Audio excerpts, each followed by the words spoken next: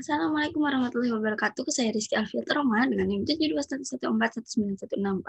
Di sini saya akan menjelaskan tentang web atau HTML menggunakan Notepad.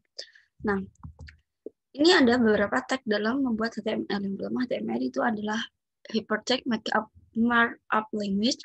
Ada salah satu syarat untuk membuat salah satu syarat untuk membuat web dan untuk mendefinisikan root dalam suatu dokumen HTML. Ada head itu tentang informasi tentang dokumen tersebut. Ada body itu untuk menentukan isi suatu dokumen. Yang kedua TR itu perintah untuk membuat baris. TD itu perintah membuat kolom atau tabel. I untuk memiringkan huruf. U untuk menggaris bawah. Table itu membuat tabel. P untuk paragraf, BR untuk memasukkan satu baris kosong tambahan, UR itu untuk membuat daftar tidak beraturan, LI itu perintah untuk membuat daftar, dan E untuk tertempat di dalam dokumen HTML lain, di mana pengguna akan diarahkan melalui sebuah hyperlink, dan OL itu perintah untuk membuat daftar secara berurutan. Nah, bagian-bagian dari HTML ada dua. Yang pertama bagian kepala. Nah, bagian kepala itu memberikan informasi mengenai perangkat lunak browser atau penjelajah. Nah, informasi pada bagian kepala ini mencakup judul halaman web. Yang kedua bagian tubuh. Nah, bagian tubuh ini memberitahu apa yang akan dilihat oleh pengguna di layar. Nah, bagian tubuh ini berisikan bagian yang sebagian besar orang yang menggunakan halaman web. Nah, bagian tubuh ini terdiri atas gambar, tabel, dan juga link. Nah, selanjutnya kita akan membuat dokumen Notepad. Yang pertama, kita membuka dengan cara memilih klik perintah Start di bagian bawah kiri layar dan pilih program Notepad, atau mungkin harus mengeklik perintah aksesoris sebelum program Notepad muncul. Nah, yang pertama, klik baris 1 hingga ke 5 dalam dokumen Notepad. Nah, HTML mengharuskan perintah awal dan akhir, misalnya HTML dan juga garis miring HTML. Nah, jika hanya mengetik sebagian dari contoh dan membaca dan mencoba melihatnya sebagai halaman web, browser tidak akan menemukan perintah awal. Baris 1 sampai 5 itu menentukan judul, yaitu University Pisah dengan memulai bagian tubuh kode HTML. Head itu bagian kepala dan title itu judul, lalu kita isi judul University bisa. Nah, baris ke-6 adalah penentu tempat di mana satu kursor akan ditempatkan. Baris A, name sama dengan top page, top of page, top underscore of underscore page.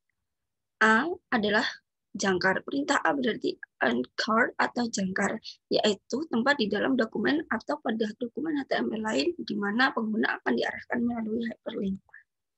Nah, baris ke-7 berisikan HTML untuk memulai paragraf yang dimulai dengan perintah P yang akan disejajarkan dengan bagian tengah halaman web. Nah, pada baris ke-8, ukuran huruf diperbesar melalui 3 tahapan, seperti memilih 3 opsi menurun pada menu drop-down, dan juga dapat mengubah warna University bisa menjadi merah. Pada baris 10 dan 11, kita harus mengembalikan perubahan ini menjadi bentuk huruf awal, atau baris 10, dan ke perataan paragraf awal di baris 11, dengan cara mengklik P. Nah, pada baris 12, kita akan menggunakan perintah line atau break atau perintah BR untuk memasukkan suatu baris kosong tambahan. Yang selanjutnya, membuat daftar tidak beraturan pada baris 13 itu dan memberinya judul, yaitu location. Kemudian, membuat daftar berisikan 3 hal berikut: Perpustakaan Reaction Center, 101 North Main Street dengan menggunakan perintah LI. Nah, dapat dilihat bahwa perintah unordered list itu dimatikan dengan kode pada baris 17. Nah, pada baris 18 itu membuat tabel, tapi baris 19 memberitahu bahwa HTML sekali untuk membuat sebuah baris. Baris pertama berisikan kata topping, small, medium, large, dan dalam huruf miring. Pada tabel 18, jika perintah bertuliskan table border sama dengan 1, pembatas tipis akan dihasilkan table border sama dengan 10. Pembatas tebal akan maka pembatas tebal akan dihasilkan. Nah, baris 20 hingga 23 membuat 4 sel data yang masing-masing mewakili kolom. Sel tabel data ditandai dengan TD seperti yang ditunjukkan baris 20. Nah, judul baris 20 itu berformat huruf miring, perintah I atau italic dan garis miring I di sekeliling kata membuat kata tersebut ditampilkan dalam huruf miring. TR pada baris 19 adalah perintah untuk memulai baris baru. Nah, ini contoh seperti yang dijelaskan tadi TR table. Nah, pada baris 42 itu untuk berisikan perintah TR itu untuk menonaktifkan memulai baris baru. Nah, sedangkan perintah table pada baris 43 itu untuk menonaktifkan memulai tabel baru. Nah, gambar dari halaman web bukanlah dari kode HTML, tetapi dipanggil dengan perintah image. Gambar tersebut bersumber dari pixelmain.gif. Nah, dan bertempat pada direktori yang sama dengan file HTML. EMG adalah singkatan dari image, dan SRC adalah singkatan dari source files atau file sumber yang berisikan gambar tersebut. Nah, baris ke-44 membuat paragraf yang terletak di tengah halaman web. Dan baris 45 memberitahu HTML untuk menggunakan file pixelmain.gif tanpa pembatas, dengan kata lain border sama dengan 0. Nah, baris 46 itu menonaktifkan perataan paragraf sehingga peralatan akan kembali seperti semula, yaitu rata kiri.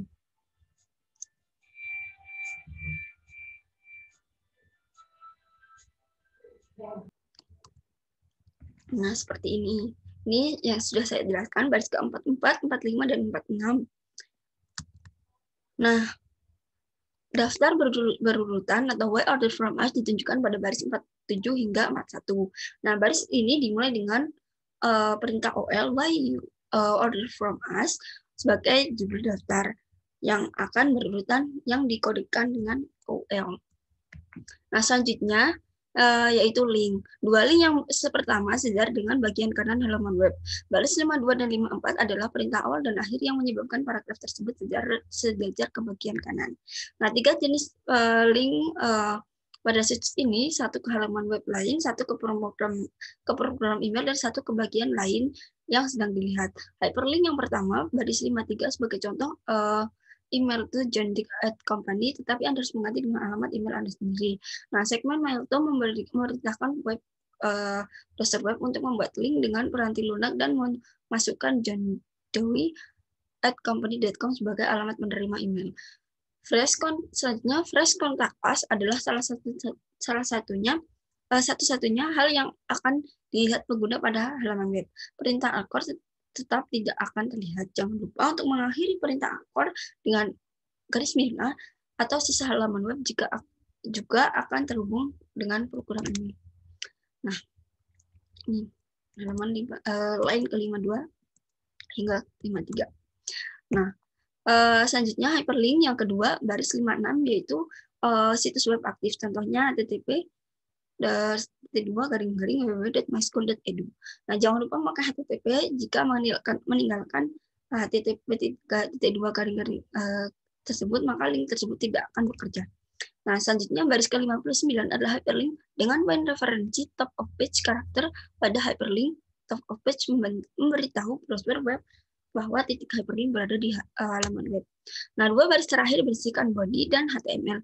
Cara ini sangat penting dilakukan sehingga browser web dapat menerjemahkan halaman web dengan benar. Nah, untuk menyimpan dokumen, Anda harus dengan klik file, lalu diikuti dengan save as, lalu kita klik kita mengganti nama sesuai yang kita inginkan. Nah, untuk menyimpannya, setelah kita save as, haruslah jenis file yang dipilih haruslah all files dengan pengelolaan ANSI. Jika tidak memilih all files, maka sebagai jenis file, halaman web tersebut tidak akan bekerja. Di saat menyimpan file, jangan lupa tempatkan file HTML tersebut di folder awal agar gambar terlihat. Nah, untuk melihat halaman web, bukalah folder tempat file HTML berada, lalu klik 2 kali file HTML tersebut. Setelah diklik, browser web akan otomatis muncul dengan sendirinya. Maka akan terlihat halaman web yang dihasilkan dari notepad tersebut. Nah, HTML akan terlihat seperti ini. Nah, kelebihan dan kekurangan HTML. Untuk kelebihannya yaitu keuntungan membuat HTML di Notepad, yaitu kode yang dibuat efisien dan manajer akan lebih memahami bagaimana halaman bekerja. Nah, untuk kekurangannya itu adalah kelemahan membuat halaman web dengan editor teks seperti Notepad adalah keharusan untuk mempelajari perintah HTML dan proses pembuatan kode.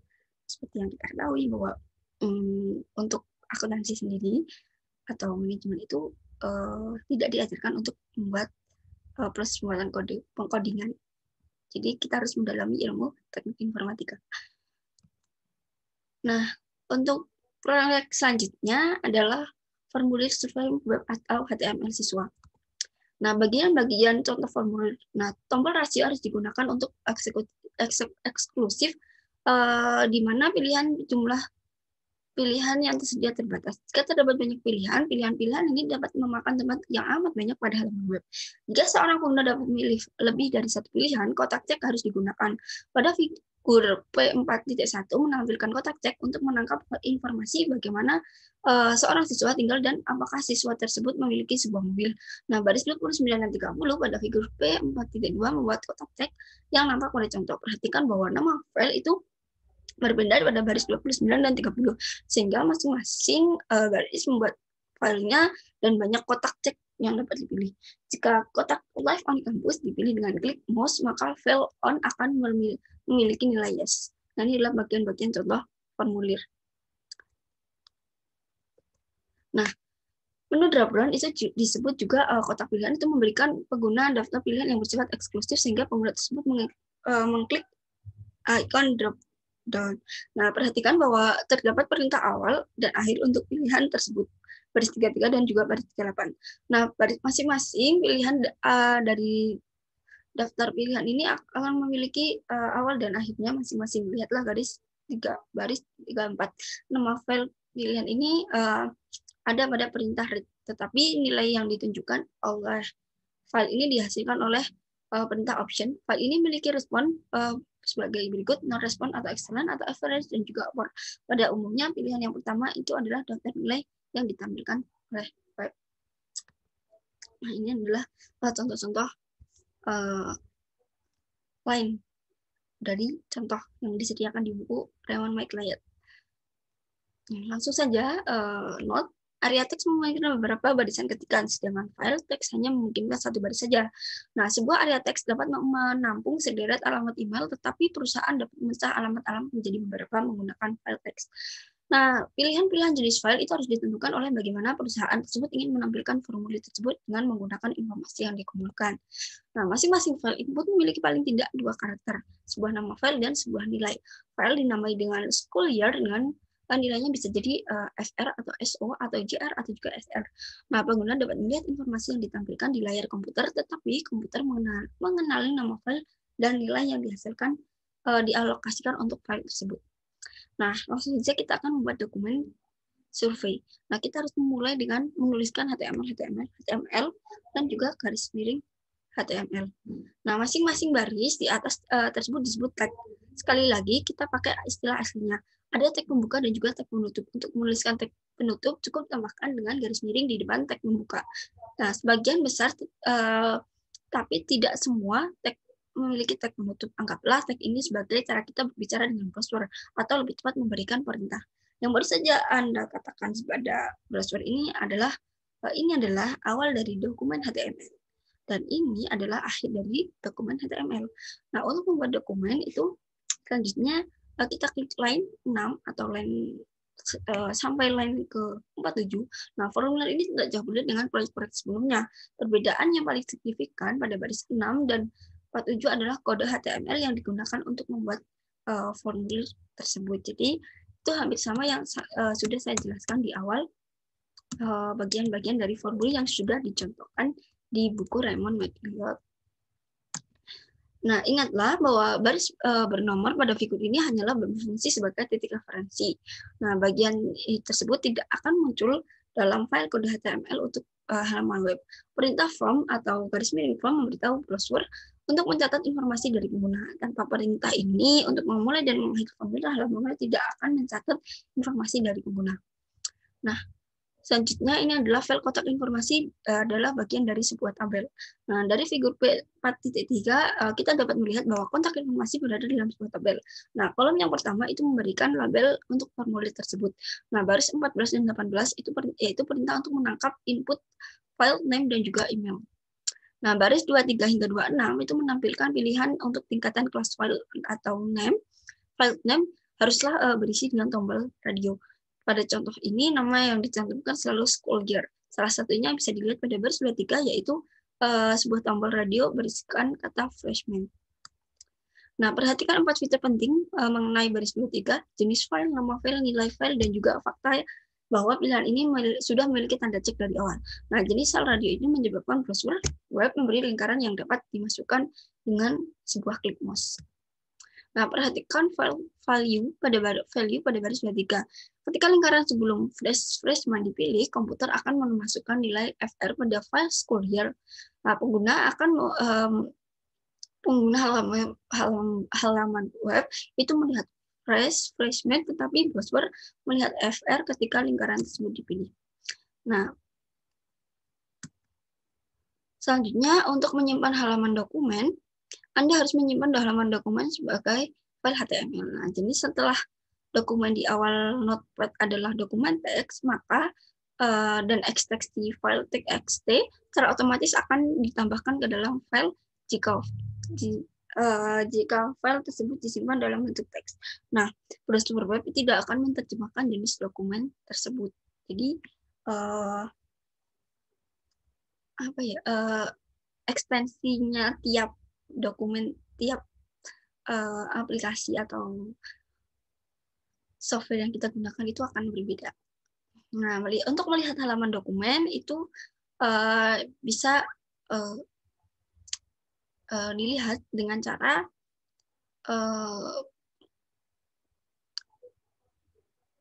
mengeklik perintah open. Kita klik file, lalu open, lalu browser untuk mencarinya, lalu klik OK.